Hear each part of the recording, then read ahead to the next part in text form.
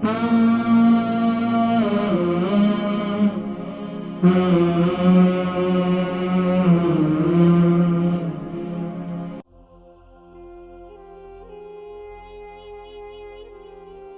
پر خارش بہت زیادہ ہو رہی ہے اور میتھی دانہ کیسے استعمال کرنا ہے اس کے حوالے سے ذرا بتائیے۔ السلام علیکم۔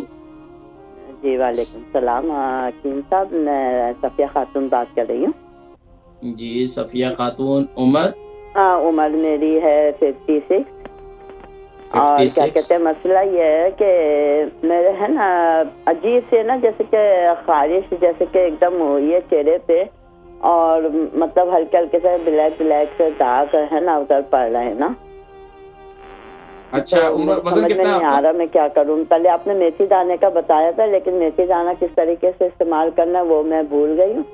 اور دوسرا ایک بچے کے بارے میں نے بات کرنی تھی۔ اچھا آپ کا وزن کتنا ہے؟ میرا وزن ہے 63۔ اچھا ٹھیک ہے، آپ پوچھئے۔ دوسرے جو بیٹے ہیں وہ نوجوان بچہ ہے کہ وہ مطلب صحیح ٹھیک ٹھاک پیدائش ہوئی تھی اس کی، تو لیکن وہ گرا تھا، گرنے کے بعد نا اس کو ہے نا ناف سے بہت خون آیا تھا۔ بچے کا نام کیا ہے؟ بچے کی عمر کتنی ہے؟ ہو گیا لیکن وہ کھڑا نہیں ہو سکتا ہے، بچپنے میں بالکل صحیح تھا وہ۔ اچھا مجھے یہ بتائیے کہ بچے کا نام؟ بچے کا نام مجھے صحیح سے یاد نہیں ہے۔ چلیں ٹھیک ہے، مجھے بتائیں بچے کی عمر؟ عمر 3 سال ہے۔ 3 سال۔ وزن؟ وزن ہے صحیح ہے، مطلب صحت مند ہے۔ ٹھیک ہے، نارمل ہے۔ ٹھیک ہے، مطلب یہ کہ ناک سے خون آنے کے بعد اب بچہ جو ہے اپنی ٹانگوں پر وزن دے کر کھڑے نہیں ہو پاتے؟ نہیں، کھڑا نہیں ہو سکتا۔ اچھا ڈاکٹر نے کیا بتایا؟ کوئی کسی مرض سے متعلق انہوں نے کوئی ڈائگنوز کیا؟ خود چلے گا نا۔ اچھا ٹھیک ہے۔ اچھا یہ بتائیں کہ یہ تقریباً کتنا جب سے یہ بچے کی گروتھ ہوئی ہے اپنے ٹانگوں پر کبھی کھڑا نہیں ہوا بچہ؟ جی نہیں۔ یعنی کہ بچے کی یہ جو گرے تھے یہ کتنے سال کی عمر میں گرے تھے؟ چھوٹا تھا، جب وہ چھوٹا تھا۔ کتنے چھوٹے ہوں گے؟ تقریباً 6 مہینے کے؟ تقریباً وہ میرا خیال ہے 1 سال کا ایسے کچھ ہوگا۔ اچھا 1 سال کے تھے تو گرے تھے، اس کے بعد جو ہے وہ اپنی ٹانگوں پر اب کھڑے نہیں ہو رہے۔ تو اس کے علاوہ ان کی ٹانگوں پر ادھر ادھر تو کہیں موچ تو نہیں آئی تھی یا کمر وغیرہ میں؟ نہیں، ایسی کوئی بات نہیں ہے۔ اچھا بچہ باقی بات وغیرہ ٹھیک کر لیتے ہیں؟ ہاں بات وغیرہ ماشاءاللہ سب کچھ ٹھیک ٹھاک کرتا ہے۔ کھانا پینا بچے کا کھانا پینا ٹھیک ہے؟ کھانا پینا 1 منٹ میں پوچھتی ہوں۔ ہاں بات سنا، یہ جو باجی کا بیٹا گرا تھا، یہ گرا تھا۔ ہلو جی اب ہلو جی میں سن رہا ہوں۔ آپ ہاں تقریباً ایسے اس کی، لیکن وہ پاکستان میں ہے۔ اچھا ٹھیک ہے۔ اچھا یہ بتائیں کہ باقی بچے ان کے بہن بھائی ٹھیک ہیں؟ ہاں باقی ماشاءاللہ سب ٹھیک ٹھاک ہے۔ خاندان میں کسی بچے کو نہیں، پولیو خاندان میں وغیرہ؟ کسی کو کوئی پرابلم نہیں۔ الحمدللہ پروگرام دیکھیں، میں ذکر کرتا ہوں۔ ہماری بہن صفیہ خاتون ہے، ان کی عمر جو ہے 56 ہے اور 63 kg ان کا وزن ہے۔ چہرے پر خارش بہت زیادہ ہو رہی ہے اور میتھی دانہ کیسے استعمال کرنا ہے اس کے حوالے سے ذرا بتائیے۔ لیکن چہرے پر خارش ہو، پمپلز ہوں، کیل مہاسے ہوں، چہرے پر نشانات ہوں، تو اس کے لیے سب سے بہترین نسخہ ہے، میں آپ کو بتلا دیتا ہوں، اسے نوٹ کر لیں، اسے استعمال کریں۔ میتھی دانہ لے لیں، 1 چمچ لے لیں، اس کا پاؤڈر لے لیں، میتھی دانے کا پاؤڈر، اور اسی طریقے سے اس کے اندر آپ 1 چمچ شہد شامل کر دیں۔ یہ جو شہد ہوتا ہے جسے ہنی کہتے ہیں، یہ 1 چمچ تقریباً آپ 1 ٹی اسپون آپ یہ لے لیں میتھی دانے کا پاؤڈر، اور 1 ٹی اسپون آپ اس کے اندر آپ یہ لے لیں، 1 ٹیبل اسپون آپ ہنی لے لیں، اور اسی طریقے سے اس میں ½ ٹی اسپون آپ اس میں ہلدی پاؤڈر ڈال دیں۔ یہ جو اس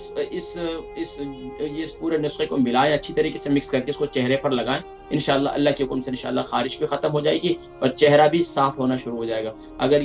اگر آپ یہ دن میں 2 دفعہ استعمال کریں تو آپ یہ دیکھیں کہ آپ کو 3 دن کے اندر واضح طور پر کافی فرق محسوس ہوگا۔